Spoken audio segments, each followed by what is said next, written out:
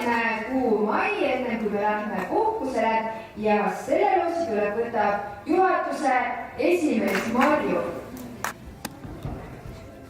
No nii, Narva vanalinna Riigikogu.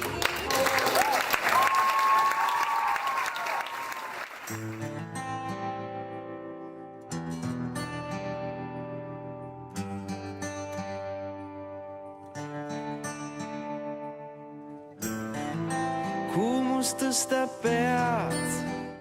Lapsed, kes on kõige tähtsam klassis?